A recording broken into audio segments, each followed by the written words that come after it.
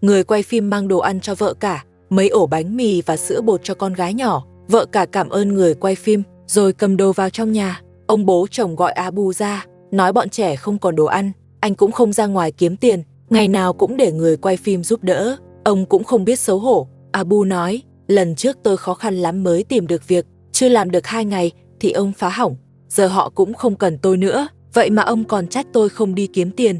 Ông bố chồng nói họ không cần anh, thì đi chỗ khác tìm thử, chẳng lẽ chỉ mỗi nhà đó cần người. Abu nói anh không đi, anh muốn ở nhà chăm con.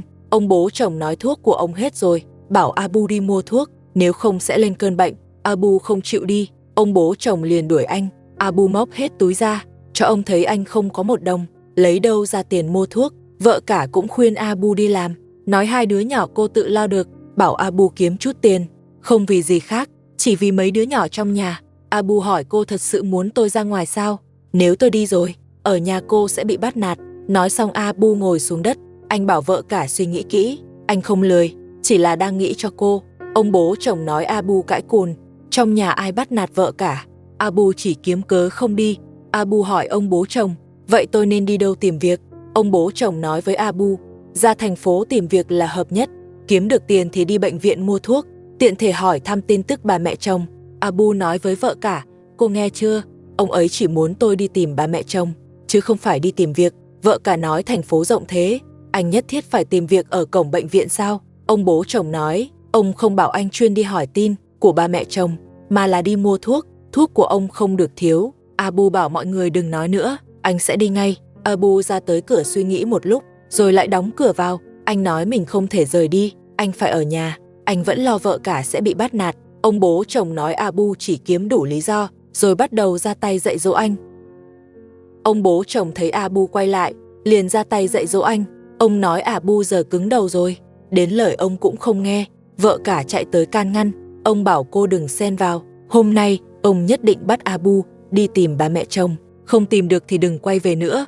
Cuối cùng ông cũng nói ra ý thật, bắt Abu đi tìm việc chỉ là cái cớ, muốn xem Soja đã sinh hay chưa mới là thật. Abu nói anh không đi, giờ anh rất ghét Soja, dù cô ta có sinh, anh cũng không tha thứ, anh muốn ly hôn Soja. Vợ cả khuyên Abu ra ngoài tránh tạm, ít nhất không ở nhà chịu đòn.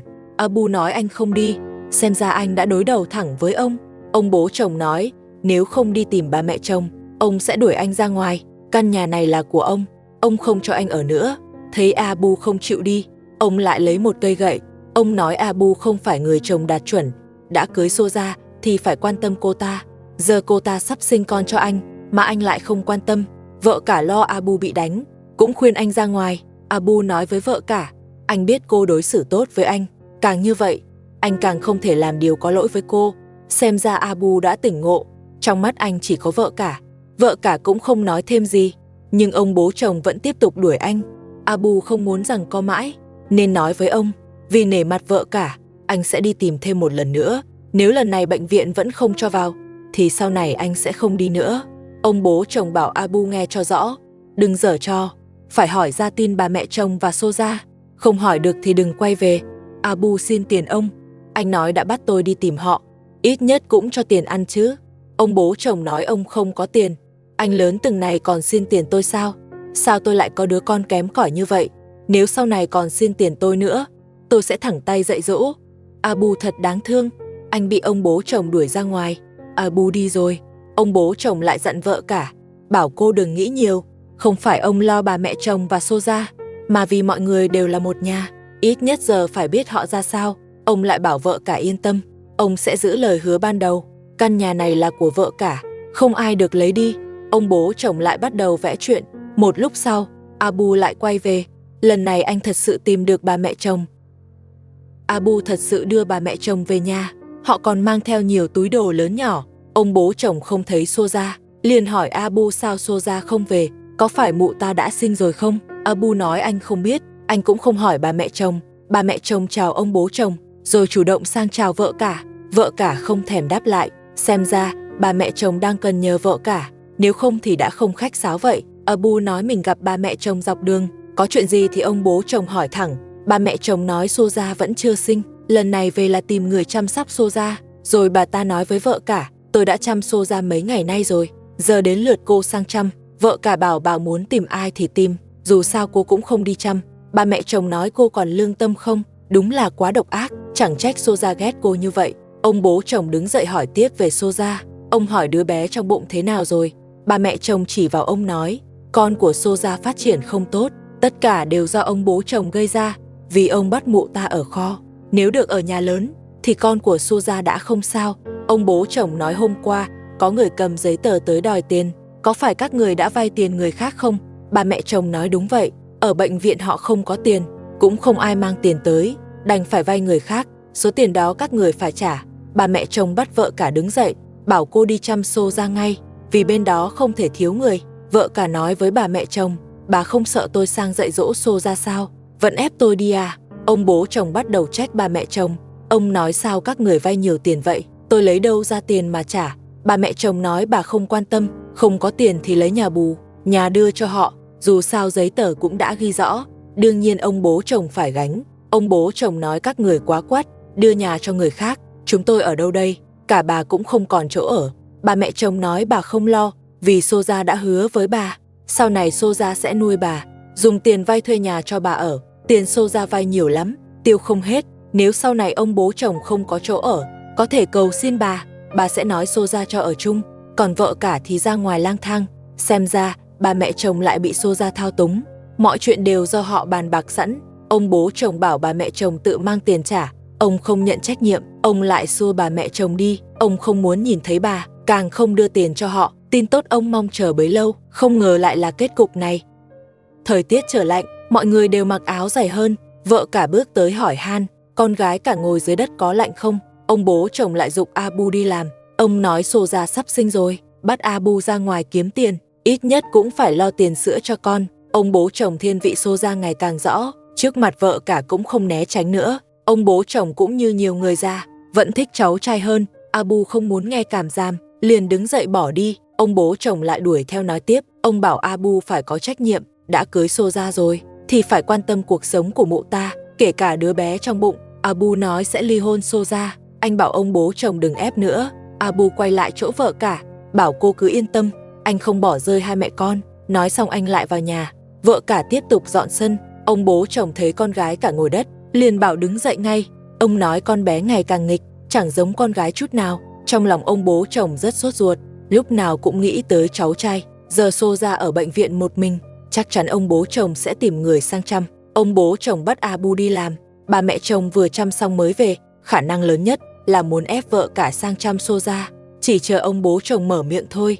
Abu vừa ngồi xuống, ông bố chồng lại gọi anh đi kiếm tiền. Bà mẹ chồng cũng nói Abu không nên ở nhà, anh là trụ cột gia đình, phải gánh vác nuôi nhà.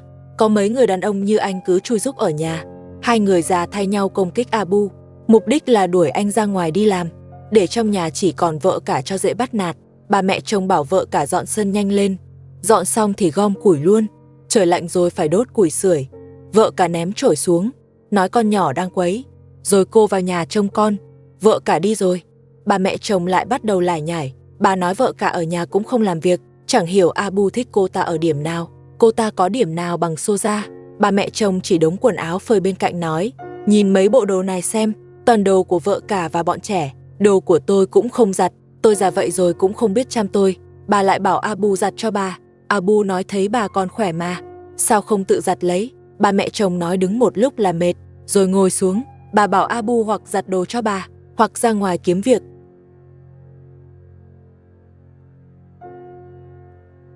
Vợ cả ra ngoài đổ rác, bà mẹ chồng cầm đồ đánh cô. Bà bắt vợ cả giặt quần áo cho mình, vợ cả nhất quyết không giặt. Hai người liền xô xát với nhau. Abu chạy tới kéo họ ra, anh bảo vợ cả cứ làm việc của mình, rồi quay sang nói bà mẹ chồng, sao bà cứ nhầm vào vợ cả vậy, quần áo không thể tự giặt sao? Bà mẹ chồng không thèm đáp. Thấy vợ cả quay lại, bà lại cầm đồ đánh tiếp. Abu tức quá cũng mặc kệ, để họ tự giải quyết. Ông bố chồng thấy Abu không can, liền đứng dậy ngăn cản.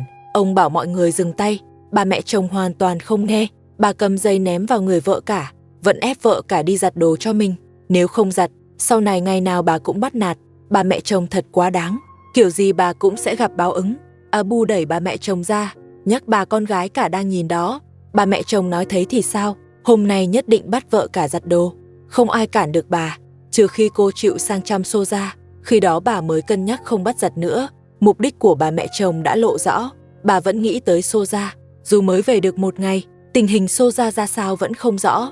Bà mẹ chồng chắc chắn rất lo, nên mới nhầm vào vợ cả, ép cô tự đề nghị sang chăm Soja. Nhưng vợ cả nói gì tới chăm Soja, ngay cả giặt đồ cô cũng không làm. Vợ cả làm vậy là đúng, không thể mãi nuông chiều bà mẹ chồng. Nếu vợ cả nhượng bộ, bà mẹ chồng sẽ càng lấn tới. Thật ra muốn giải quyết chuyện này cũng rất đơn giản, đó là Abu đưa vợ cả và các con rời đi. Họ ra ngoài thuê nhà ở, Abu đi làm kiếm tiền. Vợ cả yên tâm chăm sóc các con, bà mẹ chồng cũng không tìm được họ. Như vậy sẽ không còn lắm chuyện. Nhưng vợ cả lại không chịu đi, vì nếu cô đi, căn nhà này chắc chắn sẽ bị Soja cướp mất. Đến lúc đó cô sẽ trắng tay. Đó mới là lý do vợ cả ở lại. Đáng trách nhất vẫn là ông bố chồng. Ông luôn lấy chuyện căn nhà để vẽ ra cho vợ cả. Ông đã nhiều lần nói với vợ cả, cơ nờ nhà là của cô, nhưng vẫn không chịu sang tên. Ông bố chồng lợi dụng việc vợ cả muốn nhà, nên cứ kéo dài, ép cô ở lại chăm sóc ông. Bà mẹ chồng ép Abu đi chăm Soja. Bà nói vợ của mình thì phải tự sang chăm. Abu không chịu đi. Ông bố chồng cũng không cho Abu đi. Ông nói Abu phải ra ngoài làm thuê kiếm tiền, còn việc chăm Soja thì tìm người khác. Bà mẹ chồng nói với ông bố chồng, dù sao bà cũng sẽ không đi. Bà đã chăm Soja mấy ngày rồi, thật sự chịu hết nổi. Nói xong, bà lại tiếp tục ép Abu đi chăm Soja. Vợ cả bước tới ngăn Abu đi. Cô nói Abu phải ở nhà trông con út. Nếu anh đi rồi, con út sẽ không ai chăm sóc. Bà mẹ chồng lại ra tay đánh vợ cả. Bà nói vợ cả chỉ đang phá chuyện, không những không chịu chăm Soja, giờ còn cản cả Abu đi. Vợ cả nói với bà mẹ chồng, bà thừa biết rồi, Abu sắp ly hôn với Soja, giờ còn ép anh đi chăm. Rốt cuộc bà muốn gì? Bà mẹ chồng nói chỉ cần bà còn ở đây, Abu và Soja sẽ không ly hôn. Nói xong bà lại tiếp tục ra tay. Bà mẹ chồng biết vợ cả không dám đánh trả, nên cứ lấn tới không ngừng. Hơn nữa, bà còn nghĩ có ông bố chồng chống lưng, nên ngày càng quá đáng.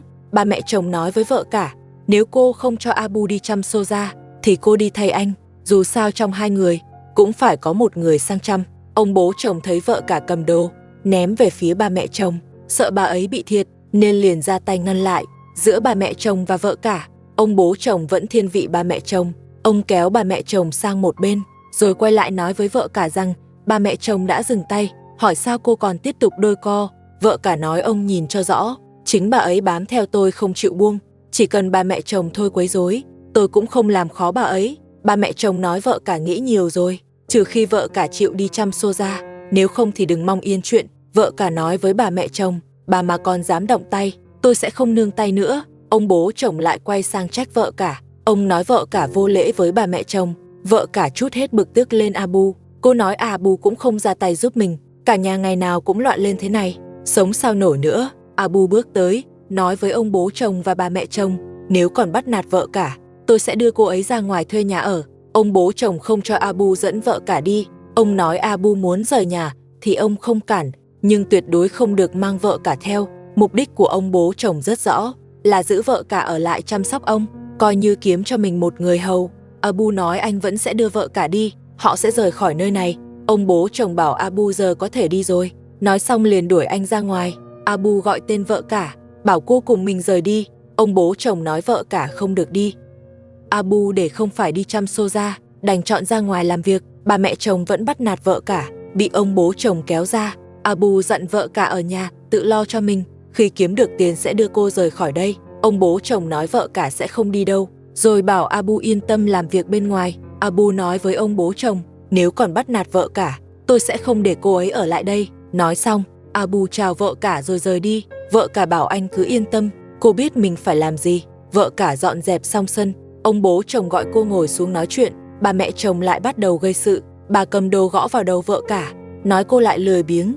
Giờ Abu đã đi rồi, không ai giúp bà nữa. Bà muốn dạy cho vợ cả một bài học. Vợ cả không thèm để ý. Bà mẹ chồng tiếp tục dùng gậy đánh cô, nói cô không làm việc nhà thì phải đi chăm Soja, nếu không thì xuống kho mà ở. Khi Soja quay về, nhà lớn sẽ để Soja ở.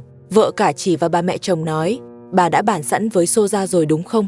Nói cho bà biết, tôi sẽ không rời khỏi đây. Rồi dắt con gái cả vào nhà nghỉ ngơi. Ông bố chồng bảo bà mẹ chồng thôi đi, nếu đuổi vợ cả đi thì chẳng còn ai làm việc nhà. Bà mẹ chồng đứng dậy định nói riêng, đúng lúc vợ cả đi ra. Cô nói với bà mẹ chồng, Sau này việc nhà hai người cùng làm, vì bà cũng là người trong nhà. Bà mẹ chồng nói bà không làm, tất cả việc nhà phải do cô làm. Bà mẹ chồng ra tay rất nhanh, bà kéo vợ cả ngã xuống, rồi lao vào đánh nhau. Ông bố chồng lại lo bà ta chịu thiệt, hay vì lý do khác, ông lại tới can. Nhưng cả hai đều không nghe, mãi mới tách được họ ra. Sau khi họ buông nhau ra, ông bố chồng bảo bà mẹ chồng đừng gây chuyện nữa, nhưng bà ta không nghe. Bà nói hôm nay nhất định phải cho vợ cả một bài học. Vợ cả không muốn xung đột thêm, liền quay vào nhà. Bà mẹ chồng không chịu buông tha, bà dùng ống nước kéo vợ cả ngã xuống, còn liên tục đánh bằng ống nước. Ông bố chồng cũng cầm gậy, nhưng không thật sự đánh, chỉ dọa bà mẹ chồng. Dù bà ta làm sai bao nhiêu, ông vẫn không nỡ ra tay. Thấy bà mẹ chồng chịu thiệt, ông lại vội tách họ ra. Dù vợ cả làm tốt đến đâu, trong mắt ông chỉ có bà mẹ chồng. Vợ cả chỉ là người hầu của ông không cho vợ cả rời khỏi nhà, chỉ để có người chăm sóc mình. Ông bố chồng mới là người đáng sợ nhất nhà này. Vợ cả và bà mẹ chồng tiếp tục giằng co. Ông bố chồng thấy bà mẹ chồng chịu thiệt, liền cầm gậy tới tách hai người ra. Ông bố chồng bảo vợ cả đừng đánh nữa. Vợ cả dừng tay, bà mẹ chồng vẫn chửi bới không ngừng. Vợ cả lại quay sang dạy cho bà ta. Ông bố chồng lại lao vào ngăn cản. Ông nói vợ cả không được đối xử như vậy, dù sao bà ta cũng là người lớn. Ông bảo vợ cả vào nhà đừng ra nữa. Vợ cả không vào, cô ngồi xuống nghỉ. Ngay trước mặt ông bố chồng, bà mẹ chồng chụp ống nước chùm lên đầu cô, rồi kéo vợ cả ngã xuống. Ông bố chồng cầm gậy lượn quanh bà ta, nhưng không hề chạm vào, chẳng khác nào gãi ngứa cho bà ta. Chỉ cần vợ cả phản kháng, hoặc bà mẹ chồng chịu thiệt, ông liền vội tách họ ra. Nhìn vào đó là biết, ông bố chồng vẫn thiên về bà mẹ chồng hơn. Ông lại gọi vợ cả vào nhà nghỉ. Vợ cả vừa đi, bà mẹ chồng vẫn chưa chịu thôi. Bà ta cầm ống nước định vào nhà, gây sự. Bà mẹ chồng đúng là rảnh rỗi sinh nông nổi, loại như bà ta, đáng bị vợ cả cho một trận nhớ đời. Để bà ta biết chưa, sau này không dám bắt nạt người khác. Ông bố chồng giật ống nước khỏi tay bà ta, rồi ném xuống đất. Bà mẹ chồng nói chưa xong với vợ cả, xô ra giờ vẫn không có ai chăm. Bà ta xin ông bố chồng cây gậy, lại lôi vợ cả từ trong nhà ra, ép cô đi chăm xô ra. Bà mẹ chồng quá độc ác, biết hai người không ưa nhau, vẫn cố ép vợ cả đi chăm bà ta.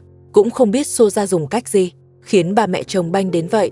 Có lẽ vì xô ra đang mang con trai, xem ra tư tưởng nơi họ cũng giống chỗ chúng ta, đều thích con trai hơn. Vợ cả nói với bà mẹ chồng, muốn cưới thì tự đi mà cưới, tôi sẽ không đi gặp mộ ta, càng không nhường nhà lớn cho bà ta. Bà mẹ chồng vừa chửi rủa, vừa ném giày về phía vợ cả. Bà mẹ chồng không chiếm được lợi, liền kêu bị thương, nói là vợ cả đánh. Vợ cả nói mình không hề chạm vào bà ta. Bà mẹ chồng đứng dậy quát chính là cô đánh, rồi kéo ông bố chồng phân xử, lại cầm đồ ném về phía vợ cả. Ông bố chồng hỏi bà mẹ chồng, bà rốt cuộc muốn thế nào mới chịu dừng. Bà mẹ chồng nói vợ cả phải xin lỗi, và lập tức đi chăm xô ra, cho đến khi xô ra sinh con. Nếu không, ngày nào cũng gây sự, cho đến khi vợ cả đồng ý. Vợ cả tuyệt đối không thể đi, nếu cô đi, sau này trong nhà càng không có chỗ đứng, hoàn toàn biến thành người hầu. Abu không ra ngoài làm việc nữa, vợ cả ở nhà vừa chăm hai đứa trẻ, vừa dọn dẹp và nấu nướng, hoàn toàn không có ai giúp đỡ. Bà mẹ chồng vẫn liên tục gây chuyện, ngay cả ông bố chồng cũng bắt đầu. Ông nói chân mình lại tái phát đau, giờ cần điều trị, nhưng ông lại không có tiền. Ông muốn vợ cả xoa bóp giúp, nói vậy thì chân sẽ đỡ. Vợ cả nói mình không có thời gian, cô còn phải nấu bữa sáng, bảo ông đi tìm bà mẹ chồng. Ông bố chồng nói, sáng giờ không thấy bà mẹ chồng đâu, cũng không biết bà ta đi đâu.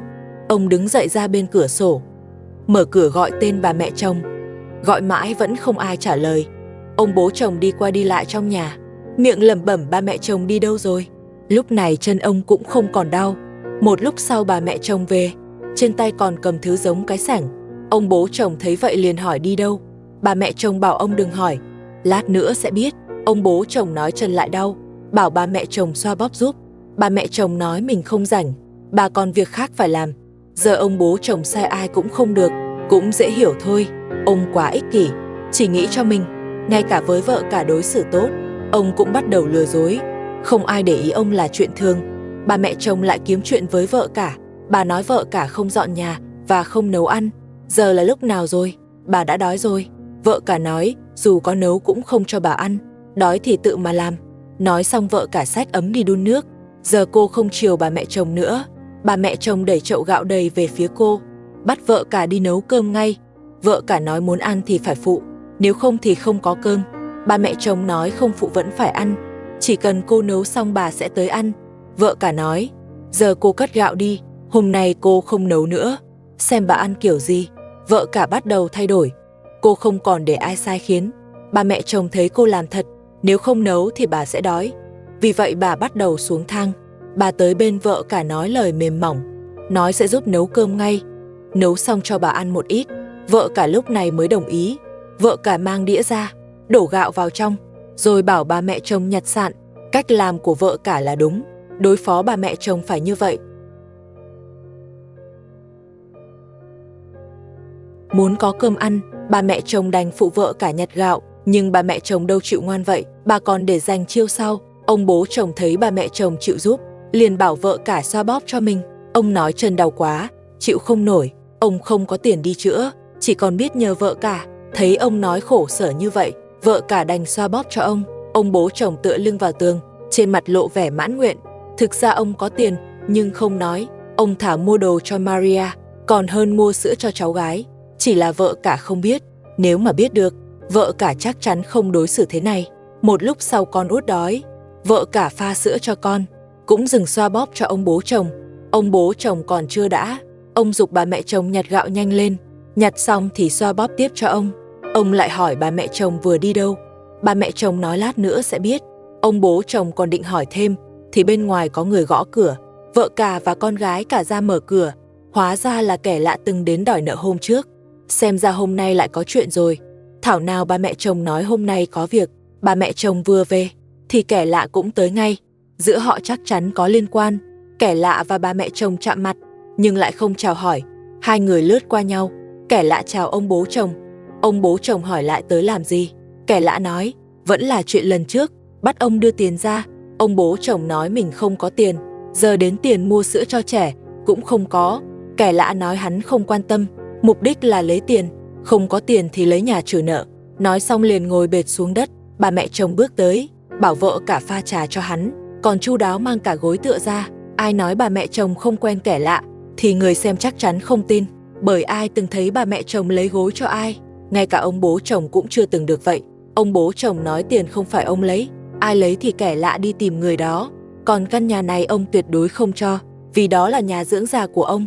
Bà mẹ chồng không rời đi, bà ngồi một bên nghe họ nói. Không biết khi hai người cãi nhau, bà mẹ chồng sẽ giúp ai. Nghe nhắc tới căn nhà, vợ cả cũng bước tới nghe, xem ông bố chồng định xử lý ra sao. Cô muốn biết ông sẽ quyết định thế nào. Ông bố chồng nói căn nhà đứng tên ông, dù Xô Gia lấy bao nhiêu tiền cũng không liên quan tới ông. Muốn đòi thì đi tìm Xô Gia, nếu muốn ngồi uống trà, ông rất hoan nghênh. Còn tới gây chuyện thì đi ngay, nếu không ông sẽ gọi người mặc đồng phục.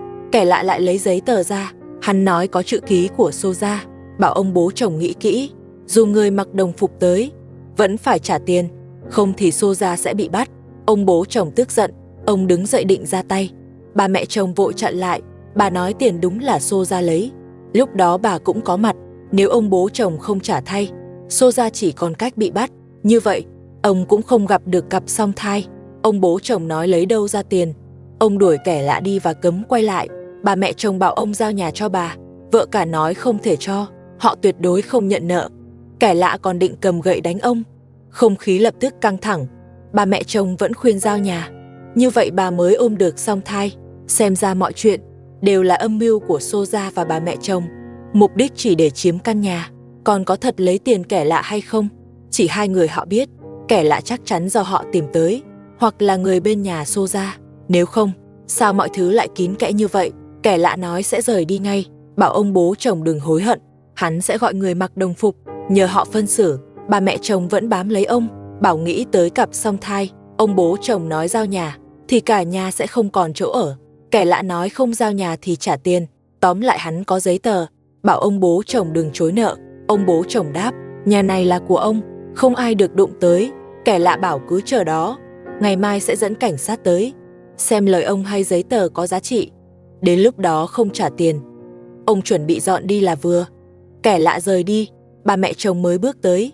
Bà còn lẩm bẩm vài câu, có vẻ bà coi thường kẻ lạ, nghĩ hắn nói đi là đi thật. Ông bố chồng trấn an vợ cả, ông không giao nhà cho kẻ lạ, dù cảnh sát tới, ông cũng tuyệt đối không cho. Xem tới đây là hết rồi, hẹn các bạn vào các phần tiếp theo.